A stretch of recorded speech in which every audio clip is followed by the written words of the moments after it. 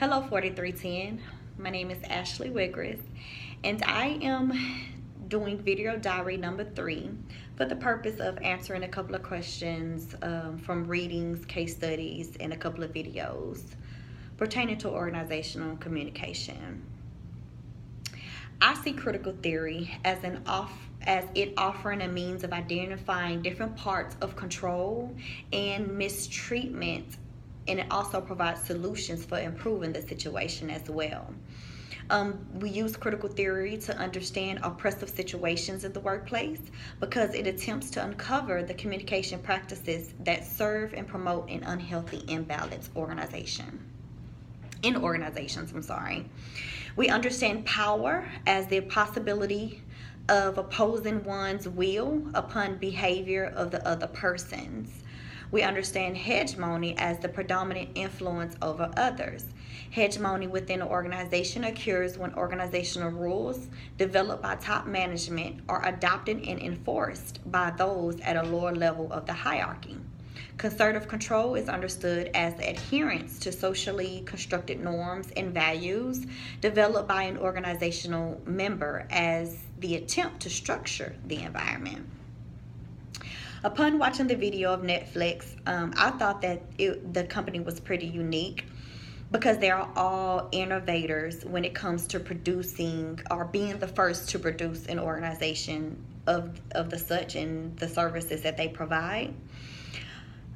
And that also their organization is based on the culture that was created by Patty McCord. I think that leaders place importance in their values, and I think that is used to focus them on achieving excellence, and I really do like that about Netflix. The article that emphasized the culture of the company as strong and powerfully evident in each of the employees' work lives. Values that include results, orientations, task risking, quality, trust, empowerment, and fun. The company was known for having gifted engineers and known for attracting and keeping the best of the employees. With the organization such as theirs, having such a strong culture that every employee used as the framework to accomplish their tasks, I felt that the big problem was the company not being able to produce results in the meeting was the main problem. I think that the article kept explaining how the company had gifted engineers, how that there was no real decision maker, and they was trying to figure out whether or not Chris was the actual decision maker. The team was not forced to indulge in conflict in the meeting in order to provide some type of results in the meeting. Me personally, I have never been in a situation where I did not represent myself accurately to the employer when applying or interviewing for a job. I may have made myself sound like the best candidate for the position. However, whatever I discuss with the employer based on my qualities or skills about myself, I make sure that I am capable of representing that in the workplace should I get the position. I have been in a situation where I applied for what I thought was an administrative role within an organization because that's how they advertise the position to potential candidates. But once I went in for an actual interview, it was revealed that the position had more selling than it did administrative work. And I think that the organization misrepresented the position to get majority of the possible candidates they could for the position. Although because everyone is not a salesman or feel comfortable with selling, I believe that they kind of made you feel like the work was more administrative. Even though there is administrative work within the role, they tried to put more emphasis on the administrative than what the actual job was considered selling. Applicants may embellish their application material to stand out to an employer. I think that when competing with hundreds of potential candidates, one may want their applications to stand out to stand out of the crowd, especially when you have hundreds of other applications on someone that's just a means of just getting yours to stand out into the top of the pile.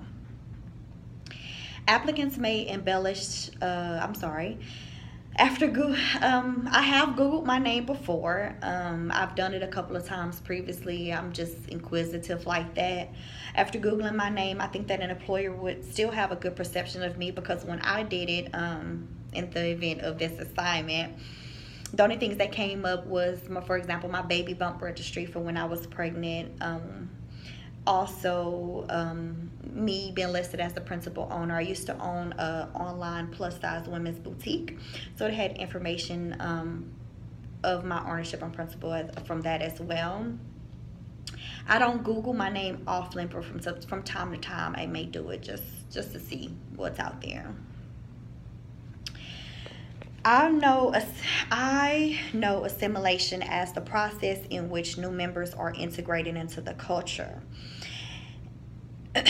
And when I apply assimilation to the event of the article Navigating the Limits of a Smile, after reading this article, I think the main question that needs to be addressed in this case is most definitely, basically, why aren't the employees able to go above their supervisor's head? The article ended with that statement that Tim, the manager, will make her life hell. And I feel like that if the employee feels like she's facing some type of sounds like sexual harassment or a discomfort in the men and the way the interactions with men on the cruise ship, I think that she should go above her supervisor's head and try to get some type of resolution to her problem. So I think that would be the main question of the study. After me reading it, it was like, why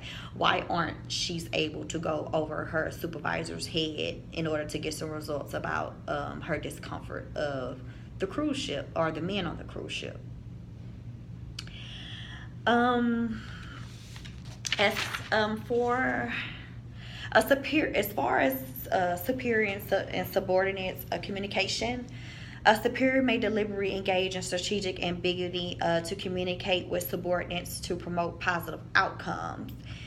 Ambiguity can provide the leader with a great deal of flexibility and creativity, not limiting that leader to narrow resolution of a problem.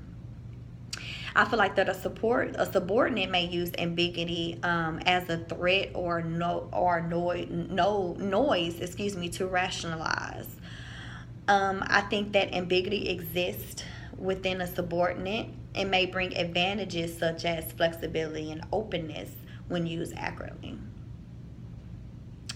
When subordinates hesitate to communicate negative news to superiors, they may distort the news in order to seem more positive.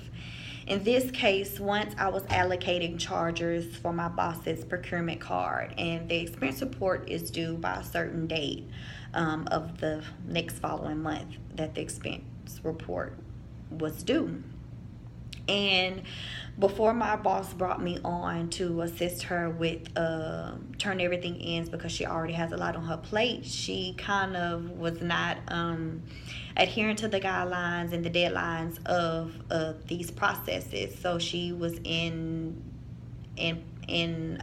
danger of having the card taken away from her. So this one particular instance, when she first brought me on board, we got the expense report in at the wrong date, because we were both kind of confused as to when the report was turned in. And she actually gave that task to me, and being that it wasn't turned in on the right date, and we both was kind of confused about the date, I've kind of distorted my responsibility on the part, just because I was fresh, I was new, this was my first time, and even though I was trying to take the weight off of her, I know that I distorted the information because of trying to take the responsibility off of me.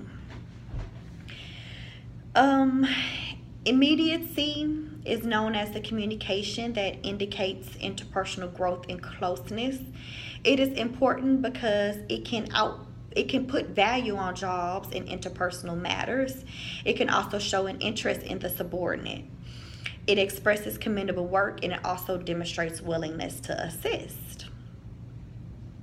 That is all for my diary 3, and I hope y'all enjoy. Thank you.